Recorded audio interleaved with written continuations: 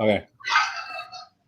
All right, we're back here for another great show. So, Lewis, what have you been up to, man? Hanging out at the house, not feeling good. Same as all of us, right? Yeah, I've been pretty sick, or I don't know what it is, but I don't feel good at all. It's not the coronavirus, is it? No, it's not. It's not my breathing area, but it's my my head and my gut, and it's not good.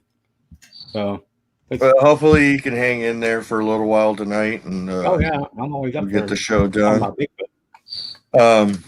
Tonight's guest is a Squatch team. Amazing, yeah, Squatch team, an amazing person, amazing team that has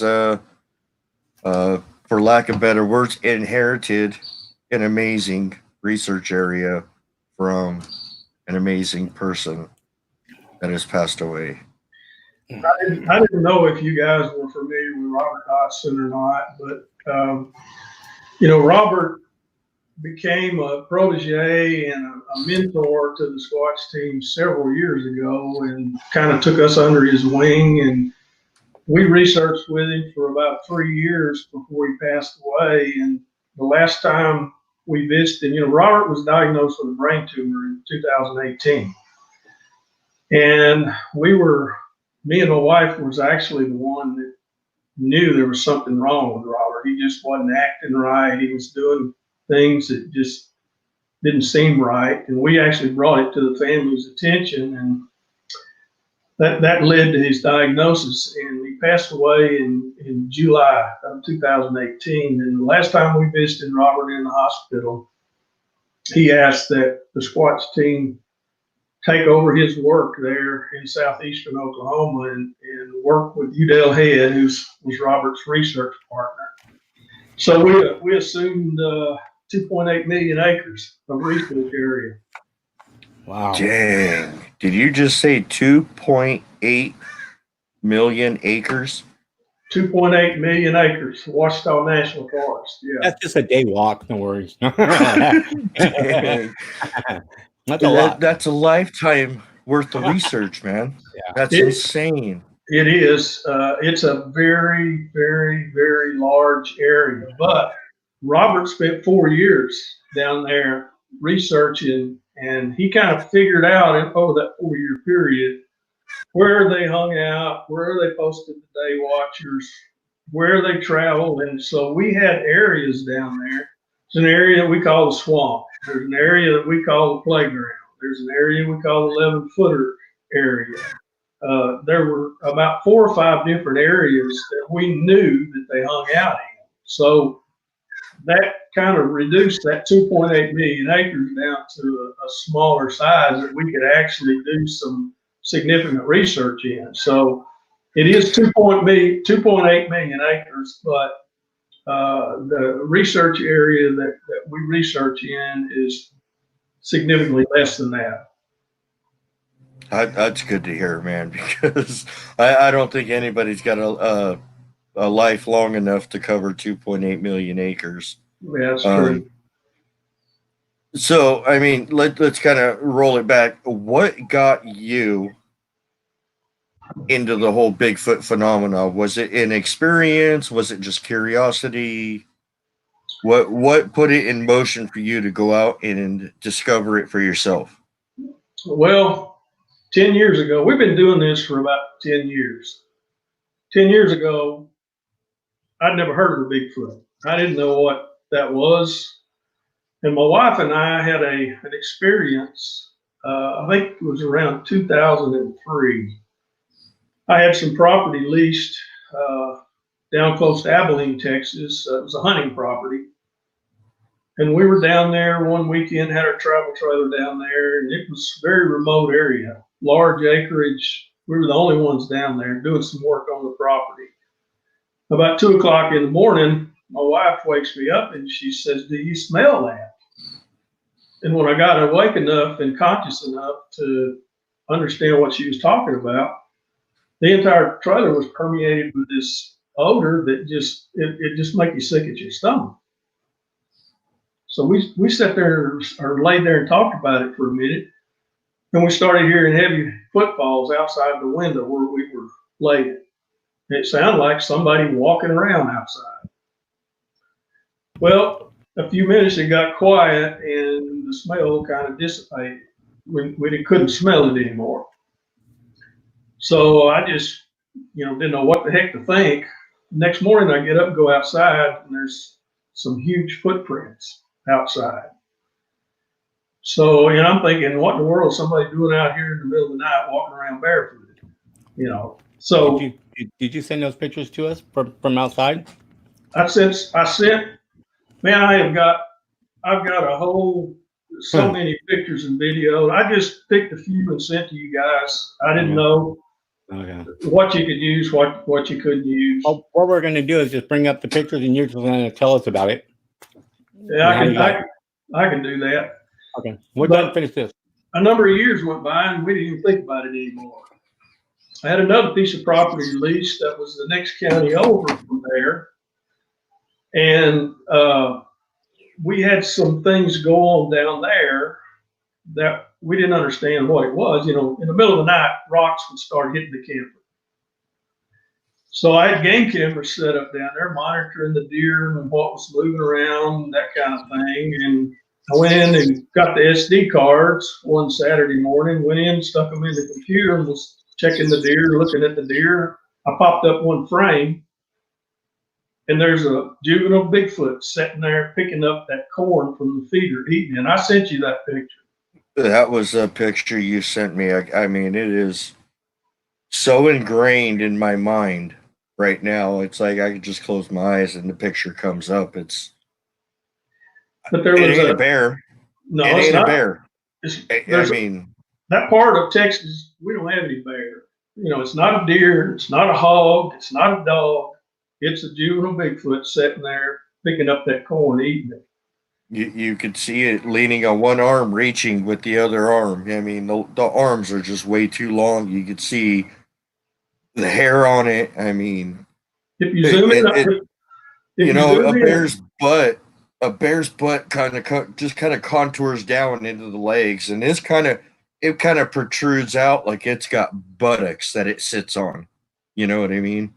If you zoom in on the face on that, you can see the monkey looking face on it. But that just really got a lot of interest stirred up in what the heck is going on here. Went down there the next day looking around to see if we could find any evidence of footprints or anything like that. And we found a bunch of a big wad of hair that was hung in a limb about 8 foot off the ground, right above where that juvenile was sitting. I don't know if mom was there or dad was there. Saw the camera go off and said, "Hey, let's go, Junior." And when it walked off, it got the hair in its head caught in that limb. But I saved the hair. I collected it, and I've got that along with a lot of other collected stuff that we have. But that got a lot of interest stirred up in this phenomenon known as Bigfoot. We also found a 17-inch footprint there. I also sent you that picture. Yeah, that's a big print. 17 inches long. It was down in a swampy area there, and it came off rocks down into a swampy area, and it went off in a creek. But that just got a lot of interest stirred, and that's when we actually started the Squatch team. My wife and I, we started doing a lot of research on the computer and trying to learn as much as we could about these creatures and this phenomenon known as Bigfoot. So we started traveling. I thought, well, the best thing to do at that time was I'm going to do research on the computer. I'm going to find out where the hot spots are. We're going to go there, spend a couple of weeks doing research. So we started traveling.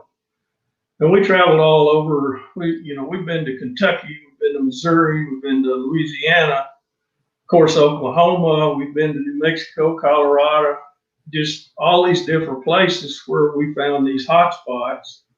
So we started traveling and doing as much research as we could.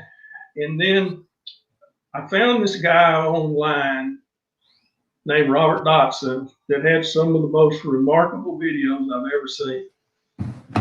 Some of the off the wall thinking that he was using in some of his techniques, and he's getting a lot of good results. I don't know if you've seen a lot of Robert's videos or not, but yeah, I have actually. A lot of the people I'm affiliated with actually take that whole out of the box thinking, and that's how we do our stuff. You know, I mean, you when you're doing this, you can't think like a human. You'll never get anywhere. You got to put your head in them. You know, you almost got to be them. You know, it's the weirdest thing, but yeah, Robert Dodson is a definite pioneer in this research for sure. He was. He really was. And I started watching his videos and some of the techniques he was using and the results that he was getting. And I told my wife, so we got to meet this guy. I gotta try to meet this guy and talk to him. I would love to sit down and talk to him. So I'm out here a lot of birds. Yeah, my neighbors have a bird behind me, and oh, okay. But anyway, right after that, Robert posted online that he was going to have a camp out there in southeastern Oklahoma. He was only going to take a few people. So I contacted him, and he accepted my wife and I to go. So we went up there, and I mean, almost as soon as we got up there, it started raining. And it rained the whole weekend, so it rained us out. When we came back home, and a day or two later, I get a message from Robert says, "Hey, you and Sheila got rained out. Why don't y'all come back next weekend?" So we went back and spent 3 or 4 days with Robert and Udell Head, who's Robert's research partner, who's now part of the Squatch team.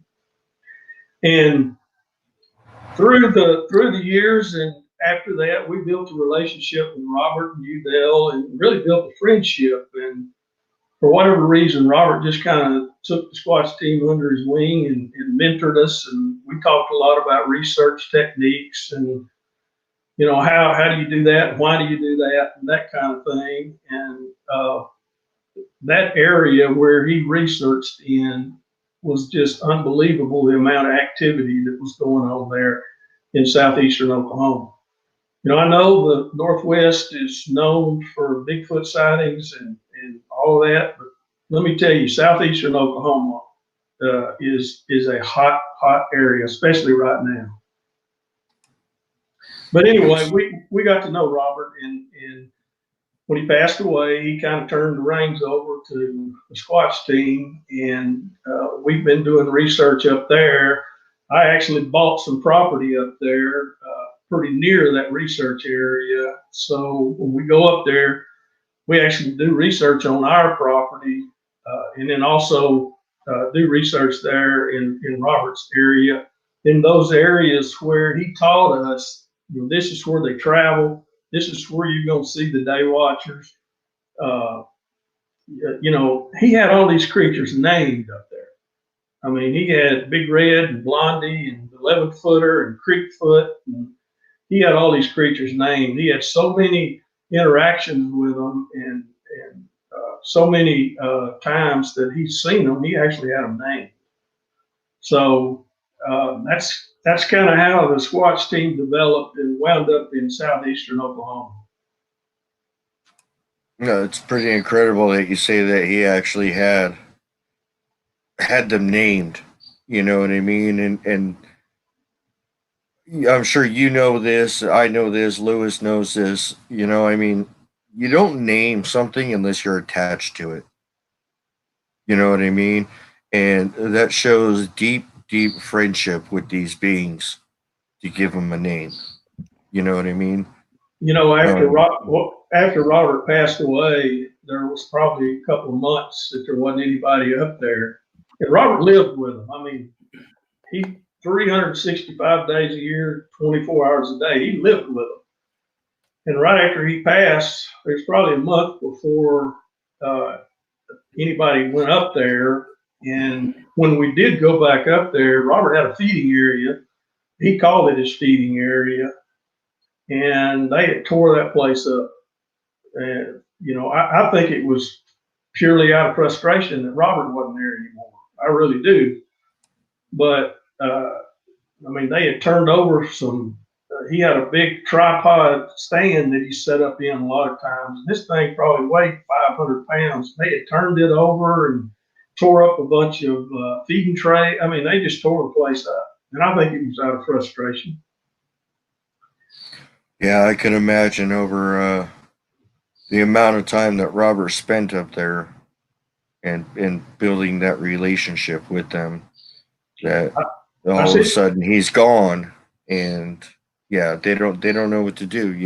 Their friend ain't coming around. So yeah, it makes sense that they would get frustrated. I sent you a picture of the juvenile that Robert named Shadow. That was a screenshot of a video that Robert took. That little juvenile was 10 foot away from him.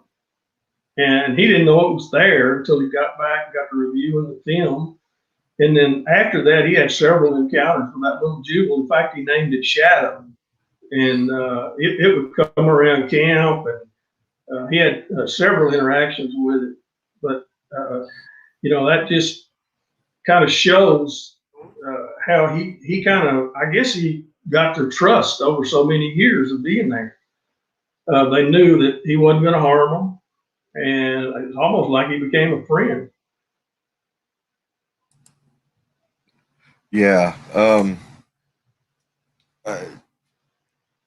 It was just it's incredible. If you watch Robert's videos from the beginning to end, you can definitely see the progression. And I understand he had a trailer up there, right?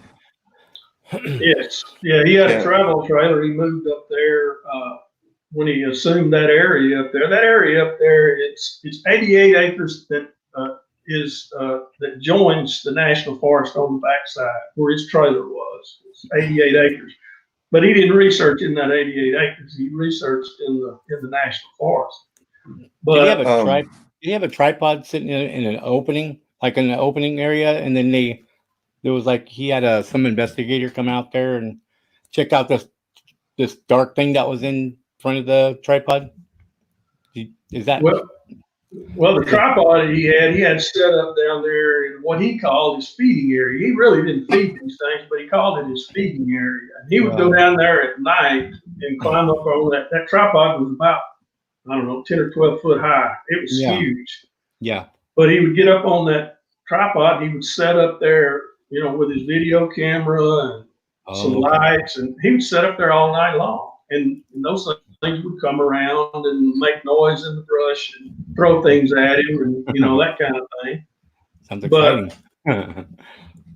Yeah, if you've ever had rocks thrown at you, it's pretty exciting. Yeah, that's happened to me by myself.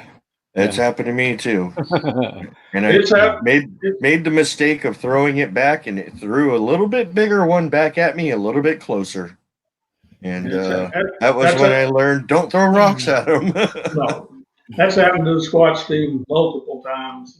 We've had rocks thrown at us and growled at us and throw big old sticks and things like that. So they're just telling you, hey, you don't need to be here. You need to move on. We don't want you here. I think that's all it is. If they wanted to hurt you, I think they could hurt you. Oh, yeah. Yeah, you'd be hurt. Yeah, yeah, we agree. Like you said, Shadow was 10 feet from him, at one point. And I've actually walked around the bush, and I was probably 3 or 4 feet from one, and it growled at me. And once you hear this growl, you don't forget it. It vibrates the guts inside your ribs. You know what I mean? And that was to my right side, not knowing that 10 feet away from me on the left was another one peeking out of the bushes. People don't realize these things are a lot closer than they think they are. They're not out in the middle of the woods. You know what I mean? So I mean, they're sitting right along the wood lines of these high trafficked areas watching. You know, that's what they do. It's almost like they're studying us as we are studying them. You know, only we're out in their environment, and they are better at camouflaging themselves in their environment because that's where they live. You know, So- one thing we found in our research, our many years of research, when we have had interactions, and we've had 2 visual sightings down in Robert's research area since we took that area over. But you never have one. There's always more than one. Now you may think there's only one, but there's going to be multiple, 2, 3. The last interaction we had with them down there a couple of weeks ago, there were 3 of them. There were actually 3 of them. You know, I've got a video out on the channel. Those mounds of dirt that we found out in the middle of the national forest that we thought maybe were graves. We were standing there looking at those, talking about them. Well, my research partner said, hey, he was using the parabolic, had it pointed up on the ridge, and he said, hey, there's something going on up on that ridge. I'm hearing footsteps and brush move. So I just started turning around and started filming behind us, just doing scans.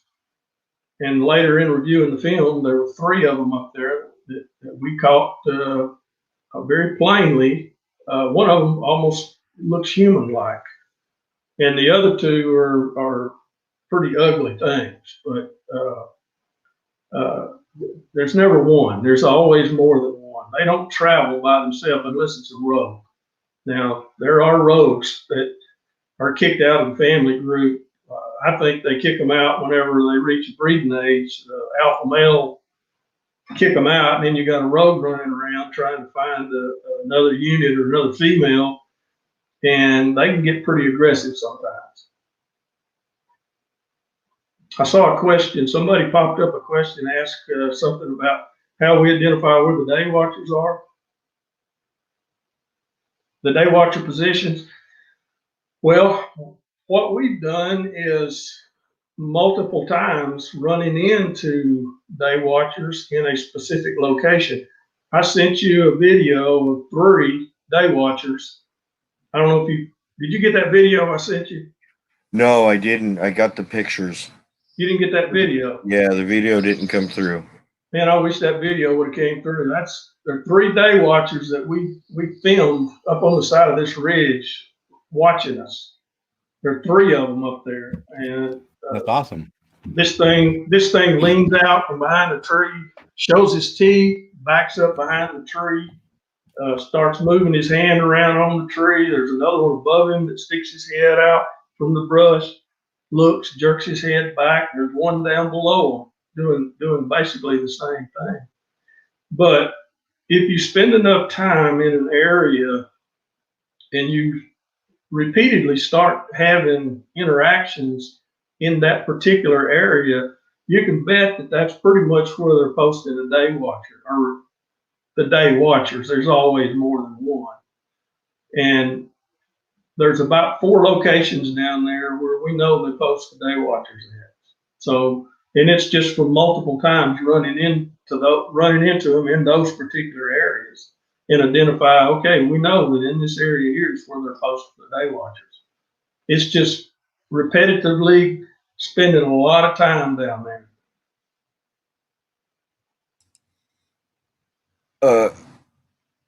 Man, I wish you got to identify like a day watcher, the day watchers area. Are these areas overlooking a heavily used trail? They're usually high up on a ridge, looking down into a low. They always will have the high advantage. Right. The video that I sent you, it's posted on the Squatch Team channel out there. If you guys want to look at it, it's on the Squatch Team channel. I think the title of it is 3 Sasquatch filmed in southeastern Oklahoma. It's incredible, but they're high up on a ridge, and we were down lower in a creek area when we filmed them up there. They were about 200 yards away.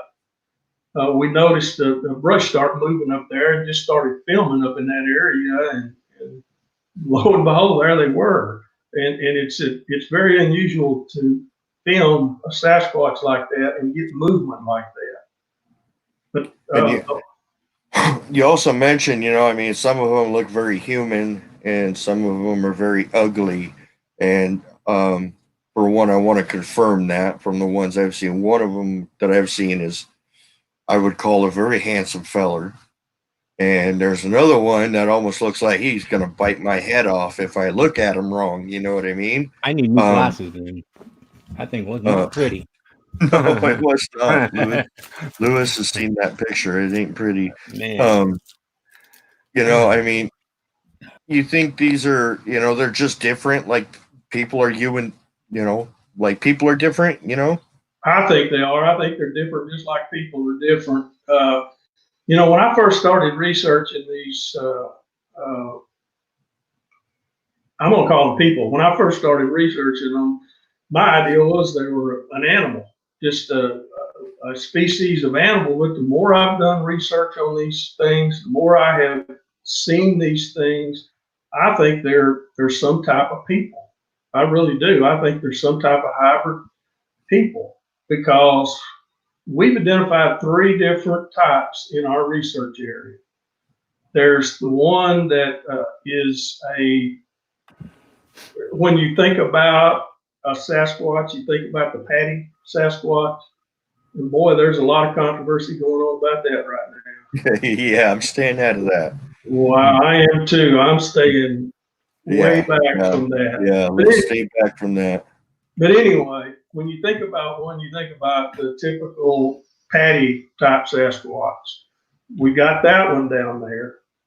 The 7.5 to 8 foot tall. Robert actually filmed one down there that was 11 foot tall.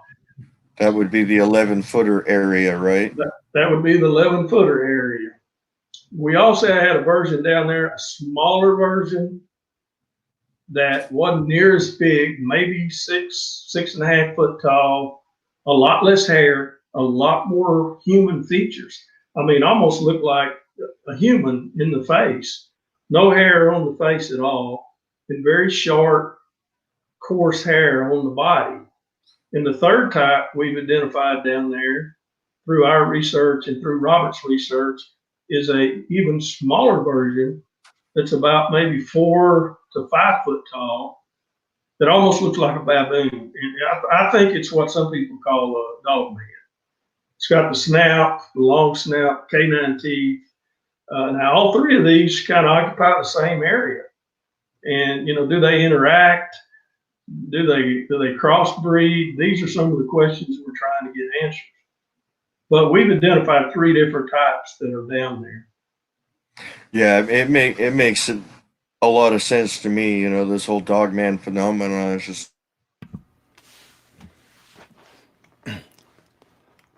Oh, freeze frame. Uh-oh, he froze up. Yep.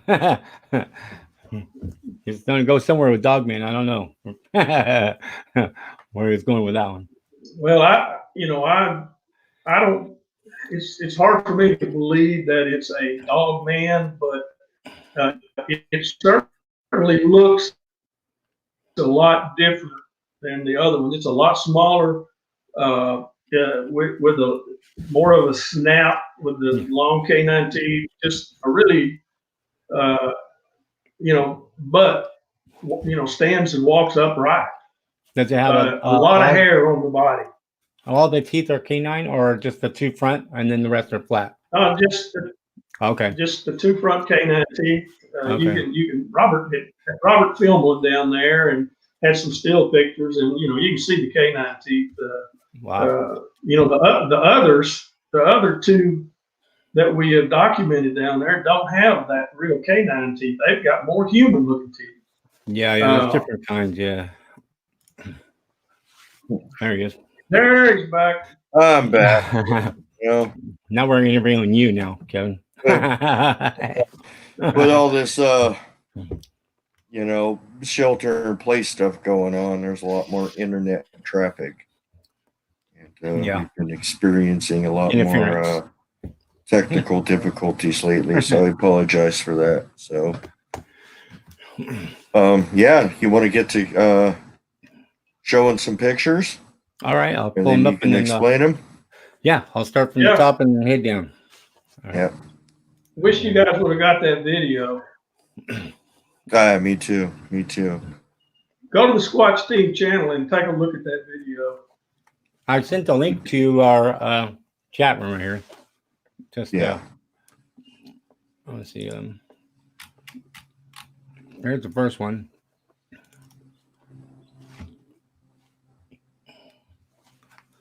I don't know how it looks from my view because I don't have anything to look at besides. Well, I don't think that's mine. That must be somebody else's. Well, did you have footprints?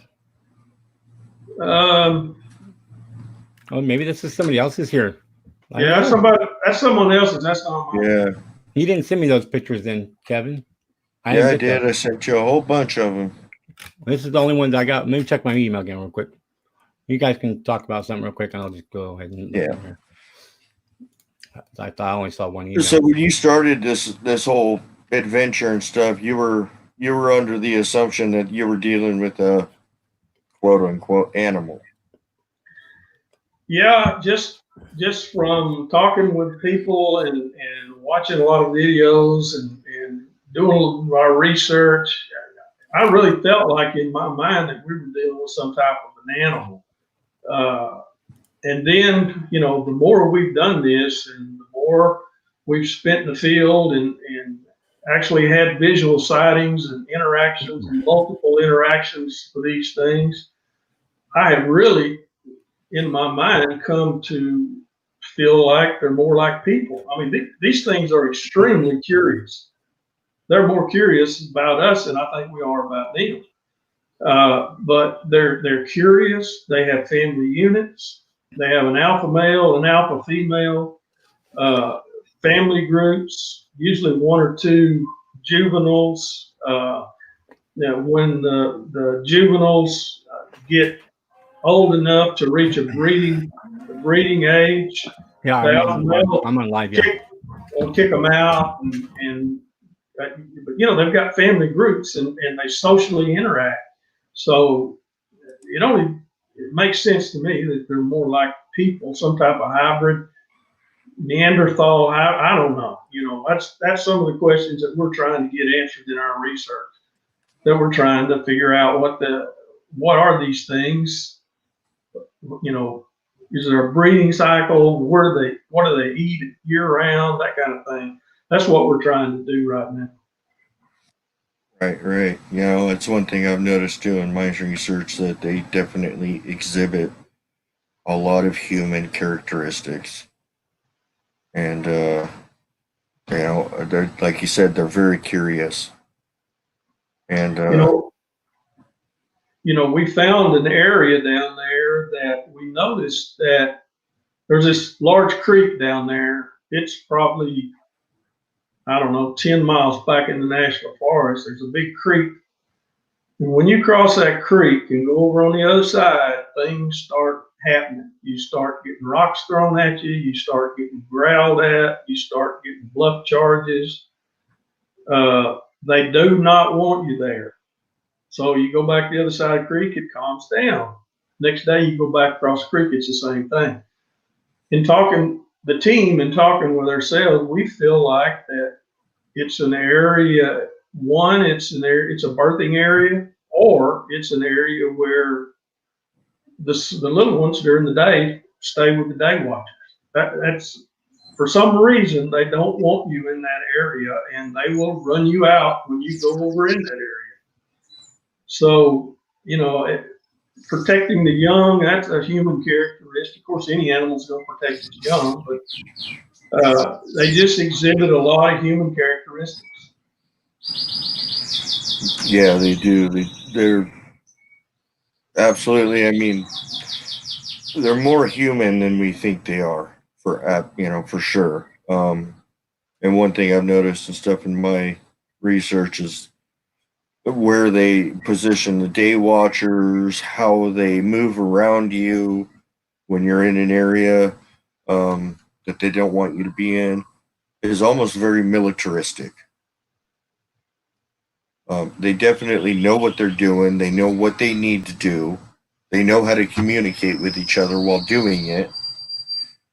And there's nothing out there that'll do that. Deer don't do that. Bears don't do that. Raccoons don't do that. Squirrels don't do that. There's nothing out there that'll do that other than human or them. You know? Exactly. We've noticed that same thing. We had a situation. We were on a night expedition down there with Robert and Udale, and we'd been down in the forest for about 3 hours. It was probably 3 o'clock in the morning. We decided we were going to come back to camp and get some rest. We were actually following a creek back toward camp, and it was moonlit enough that night that you didn't have to use a flashlight. Well, we're walking along single file down that creek. All of a sudden, a softball-sized rock comes flying over my head, hits and rolls and lands down in the creek. But immediately, and I'm the last one in the group. Well, immediately I spin around and hit my flashlight, and about 50 yards behind me is these two white glowing eyes, about 8 foot off the ground. Did you say white? Yes, white. I've never seen the red eyes that everybody talks about. I have never seen the red eyes either. The first eye shine I ever saw was in northern Idaho, my father-in-law's property, and it looked like two giant light bulbs that didn't emit light into the surrounding area. All the eye shine I've ever seen, and I've seen a lot of it, it's been white. Yeah. I've never seen the red eye shine. Neither have I. I've seen a pale yellow, but I think that was probably due to the lighting. And but as we started out of there, we decided they're telling us we need to get out of there. And as we started out, there was one to our left that was paralleling us, and one behind us that was escorting us out of there. Okay. All right. That's really what got this whole thing started right there, was that picture of that juvenile sitting there on its butt, picking up that corn that was on the ground from that deer feeder. And that was deer feeder corn.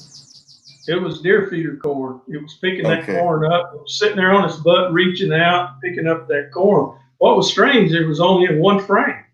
That was it. It was in just that one frame. Yeah, they're fast. And I don't know if mom and dad was there and said, hey, you need to get away from there. Or I don't know. We don't know. It's just in that one frame. This is the 17-inch footprint we found in that same area there. That was probably daddy. Probably either daddy or mama. Right. Now, I wear a size 12, so that kind of gives you a reference how big that footprint is. That's a big print, buddy. I mean, daddy must be at least 10 feet. I'm sure daddy was pretty large. Man. This guy here. That would be Shadow, right? No, that's not Shadow. Okay. This is actually the first visual sighting that we had down there with Robert. We had came out of an area Robert called a swamp, and we were loading the four-wheelers back up, getting ready to go back to camp. And Udale looked up on the ridge. There was a ridge that went up about 200 foot. Udale looked up on the ridge and said, you see what I see up on top of that ridge? So we all look up there, and there's this 7 foot, 7.5 foot, hairy, cone-headed, human-looking, standing there watching us. And when it saw that we looked up at it, it dropped down. And that's the picture that we got when it dropped down. Well, I told everybody, get the cameras up there, get focused on it. I'm going to flank up and try to get behind it, and it'll probably run off. If it doesn't attack me, it'll run off, and you guys can get at least get some movement on the camera. So I went around and came up the ridge and tried to get around behind it, and I got about 70 yards from it, and it tore out of there. I mean, tearing brush like I've never heard before. But we got this one still picture before it ran off. And I mean, people give, they discredit the Squatch blobs, but I mean, you can clearly see compared to the surrounding area that there's something there. It's a lot darker. It's got that iconic shape to it, and I love blob squatches. I don't know why, you know what I mean? But I don't know why people just discredit them. I mean, it's obvious what it is. The one you've got up on the screen now, I actually got that one about a month ago down there when we found the mounds of dirt that we were discussing. Is this a grave? It was about 8 foot long and about 3 foot high and about 5 foot wide with rocks stacked up on one end of it. And there's a video out there on the channel on all of this, guys, that people that want to go out there and look at it. But I turned around and started filming behind us and got this image here there were actually 2 more that I got. I don't think I sent you those pictures, but we feel like they were watching us the whole time, that we were standing there discussing, probably checking us out, seeing if we were going to mess with them or not. I don't know. We don't want to certainly upset these things and have them turn aggressive on us. We're so far back in the forest. We're 10, 12 miles back in that national forest. Somebody get hurt, I don't know how we get them out. It would really be very difficult to get them out of there. So we certainly don't want to upset them and have them turn aggressive on us. And so far, they haven't. That's always a good thing. It's always a fine line too. You just got to push them just a little bit, just over that line, and let them get used to it. Push them just over the line. I mean, you can't just take leaps and bounds. Otherwise, that could be the end of you. I mean, it could be. I've been so close to one and stuff where I think back on it, that thing could have reached out, grabbed my arm, yanked me into the bush. I'd never be seen again. With all the interactions that we've had, I've never felt like that we were in danger. Now, we've had multiple occasions where they were telling us, we don't want you here and we want you to leave. And we have always heeded what they're telling us. Squatch team is got a slogan that says "Respect the Squatch," and it's on some of our T-shirts. And that's what we do. We respect the Squatch, and if they're telling us they don't want us there, then we vacate the area. We leave. But I've never really felt like we were in imminent danger, that something was fixing to happen really bad. We've had to bluff charges, run at us through the brush and get 20 yards from us and stop, and the rock throwing and the growling. But I've never really felt in danger. I've just felt like they were telling us, we don't want you here. And I feel like if you understand what they're trying to tell you, then leave. Then you need to leave. And if you kind of take that slogan and do that, I don't think you're going to get hurt. Now, I think if you pushed them and got aggressive with them, I think you're probably crazy, because you're probably going to get hurt. Yeah. Absolutely. One thing I just to kind of compare with what you just said is, the ones on my father-in-law's property in northern Idaho, I get the feeling they're curious and they're playful and they want to interact, because they show up at the house at 4 a.m. tapping on the window, and they leave big hand streaks, across the window, and now they're wood knocking as I'm out in the barn, or I actually had a whistling contest with one. They seem fun and curious, and I don't get the feeling that they want to hurt me. It's like they almost want to play with me.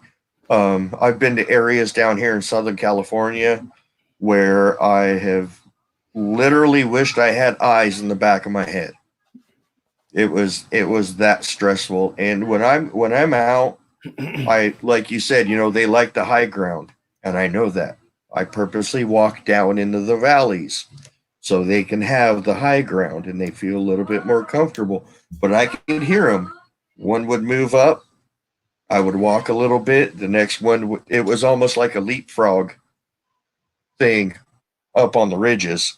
And they barricade. I had put some trail cams out, and one of I walked up a natural drainage up back to this one area, and came back 5.5 weeks later to get my camera, and they had taken big 3-foot diameter logs and barricaded the entire trail all the way up.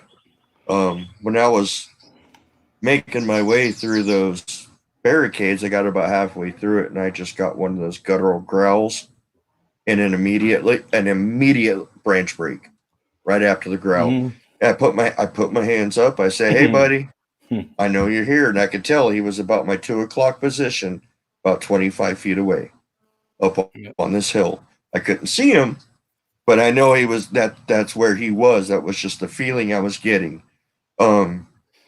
I just want my camera, and put my hands up, show him I didn't have any weapons, you know what I mean?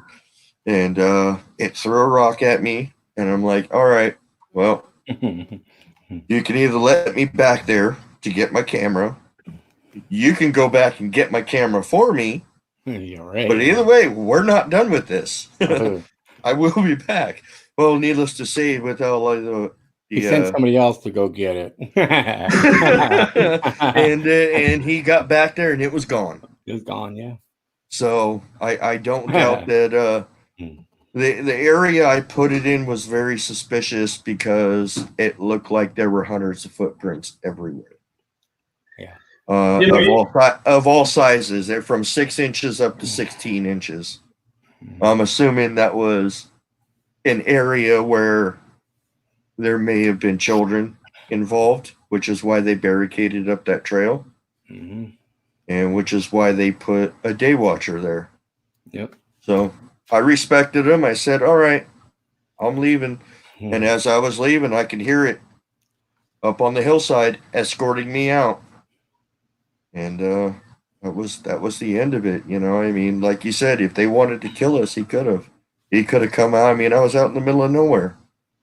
I think if you're aware and understand what's going on, when you commit to do this, you have to understand you've got to listen to what they're telling you first off.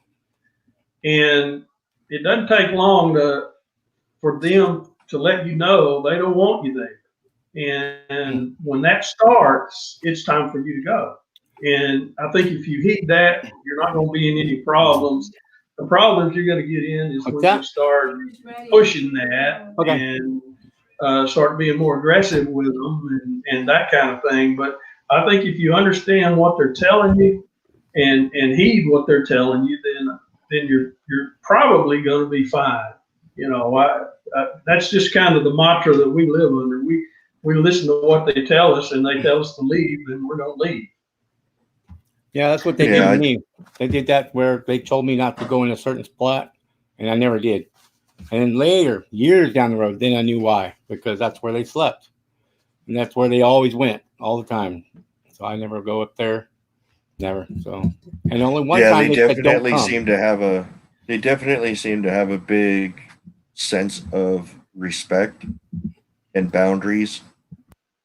And like you said, once you realize what they're trying to convey to you with the growling and the rock throwing and the branch breaking and stuff, and once you learn to read those signs and you know what to do, you know how to react and stuff like that, and then they take that as, okay, this guy kind of understands us, and I think it may bring them a little bit calmer, One thing that we've kind of discovered in our research, in those situations, there's always an out.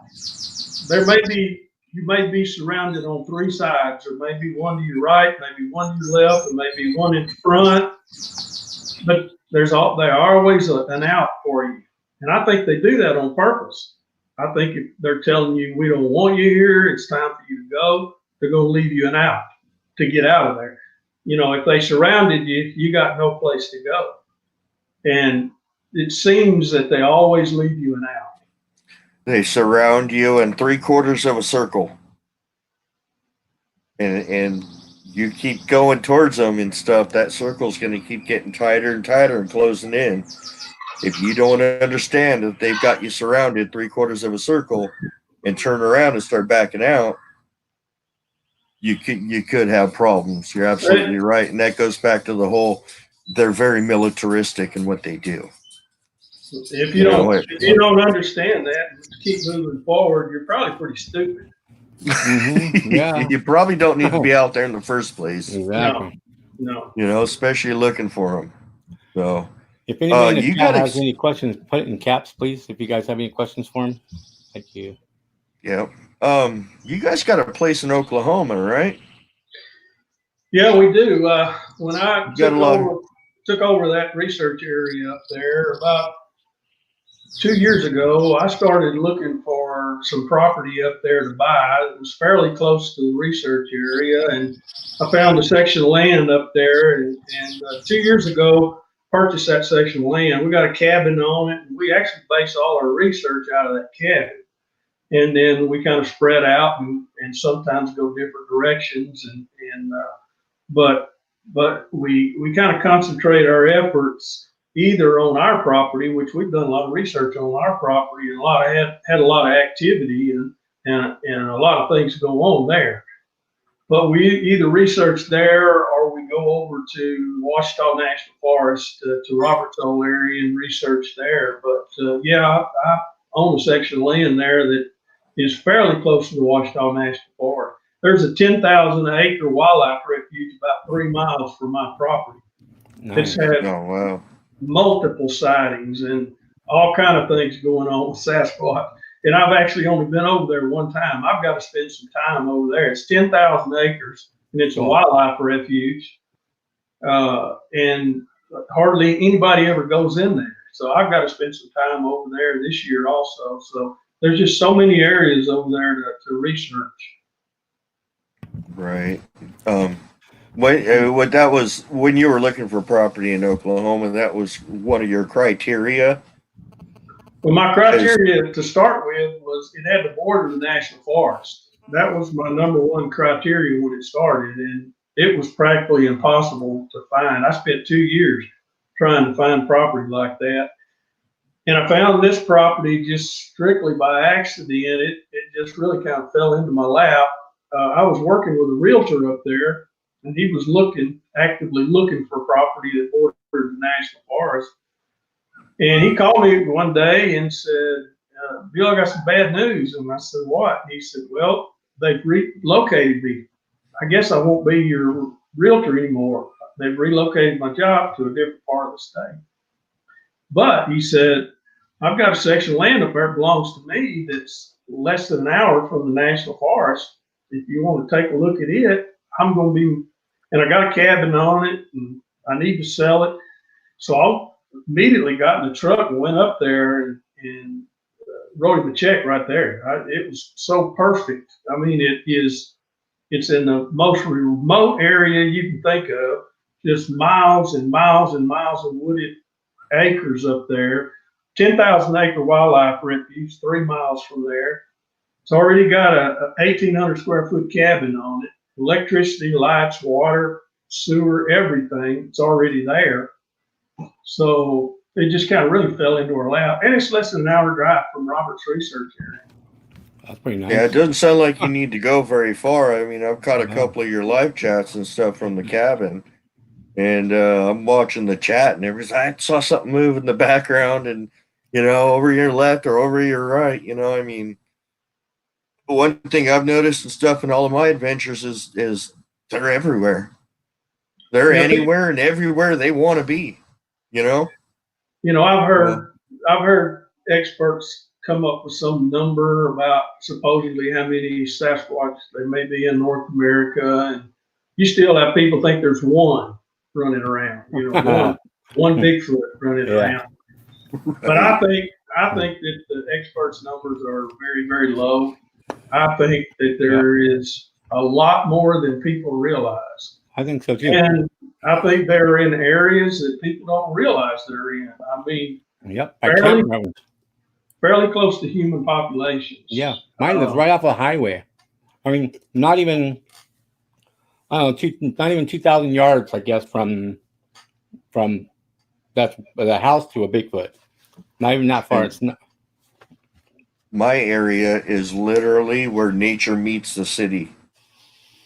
And they're literally 60 feet off of a heavily trafficked service road where hundreds of people a day take walks, they hike, they ride their bicycles, but no one goes off trail. They always stay on the main road, and these things are sitting 60 feet away in the bushes, just watching them all day long.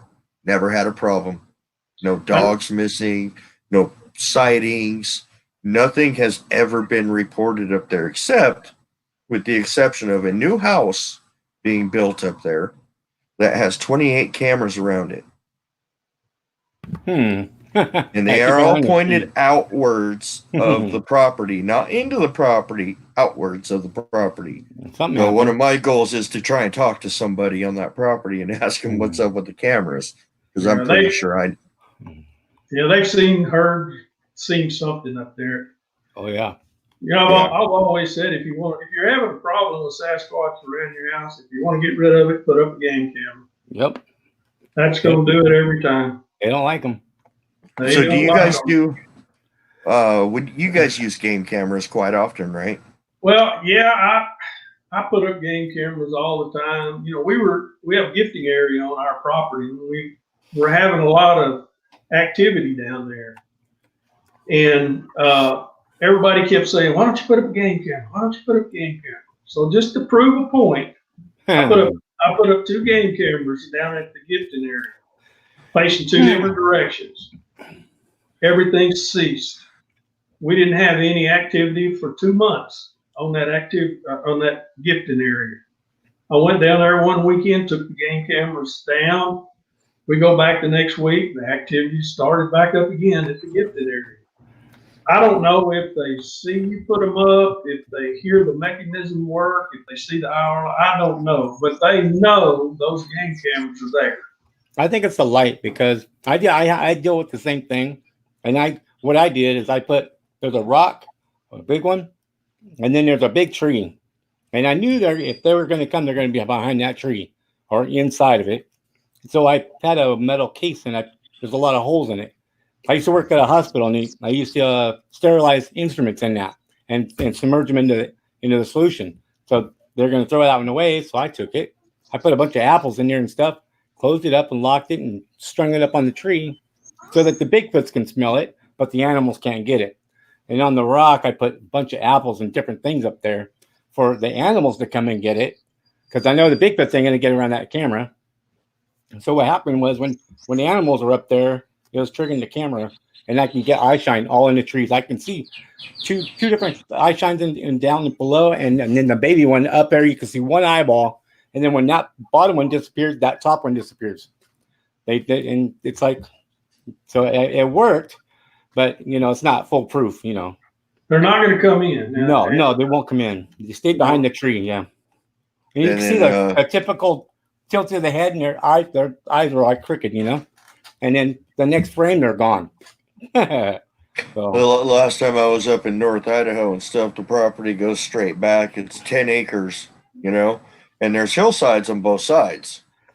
And one night I could actually hear them on one hillside running back and forth and stuff, and doing all kinds of stuff. And I put a camera out that next day, put some apples out. Well, the next night they're over on the other hillside. And I took the camera, I took the apples, I put it over on that hillside. Well, the next day they were back and went back and forth for a week before I finally just put the camera back in my bag and left the apples out there. But that was when I got, not tapping on the window at 4 a.m. and in a whistling contest. And, I think they'd watch you. They watch us put them out there. I know they watch around our cabin. I've casted footprints 40 yards away from the cabin where they've stood and watched the cabin. We've got a juvenile down there that we call Junior. and he'd lights and throwing rocks and hitting the cabin. And last February, my wife and I were sitting in the cabin eating dinner. All of a sudden, the back of the cabin starts getting pounded with rocks. So I told my wife, I said, let's go. I grabbed my video camera and I said, let's go. There's something going on out here. So we walk out and I start filming back there, and I filmed a juvenile standing beside a tree back there. He had a stick in his hand, and he was holding that stick up. It was a real long stick. My wife said it was like a spear, but he was standing back there, just standing by that tree in perfect position to throw rocks and hit the back of the cabin. And I think they do that because they're curious and they want you to come out and play, or they want you to come out and they want to see what you look like or what's going on. But now we've had multiple interactions there just around the cabin. That's cool right there. Your wife said that it was holding a stick, like a spear. Mm-hmm. I've heard several accounts of them holding what looks to be like a spear. I mean, it looks like the tip is sharpened on purpose. This one is the same way. I've got a video out there on the channel. The video that we took of him standing there, it's out there on the channel. I think the title of it is this the Sasquatch that threw the rocks? But he's standing there, his left hand, and he's holding this stick. It's a real long stick, and it almost looks like it's sharpened on one end. And he's standing there watching us. And as I moved over to the right to film a little bit more, he takes off running. So, I'm sure they use a stick like a spear. I'm sure they would to, catch small animals, rabbits, squirrels, whatever. Yeah, I definitely think that they're smart enough to figure out how to use tools. Well, this one delights in throwing rocks. He loves to throw rocks and hit the back of that cabin. He does it almost every time we're up there. Middle of the night, the cabin starts getting pelted. I tell my wife, I said, well, Junior's out there throwing rocks. But he loves to throw rocks. Yeah, as long as they're not breaking windows, right? As long as he's not breaking any windows, I don't really care. Yeah, they seem to have amazing accuracy. That is for dang sure. So yeah. Well, we're coming up on our hour, and fast, I know Lewis isn't feeling well. I'm sweating right now, babe. Yeah. Man. So, we thank you for coming on the show and telling us a very small part of your adventures and your research and stuff. Come back. Yes, we would love to have you back. Yeah, you can come back for sure. Yeah. Anytime, guys. Kevin, Lewis, I appreciate you guys inviting me to come on. This is my passion. This is what I do. We spend 200 days a year in the woods doing this, and this is what we love to do. And anytime you guys need me or want me to come back to present some more evidence, I've got hard drives full of evidence. You bring them. I would love to come back and spend some time with you guys. I really enjoyed it a lot, and I hope your viewers have enjoyed it. And by the way, go to the Squatch team. Check out. There's a lot of evidence on the channel out there, so go check out the Squatch team channel. I just posted your link in there again, so they can. There's the link in the chat for everybody to go check out Squatch Team channel. And I know you do live streams as well. You'll do them from the back of your place in Oklahoma. That's cool. And you get activity going on behind you guys as you're doing the live stream.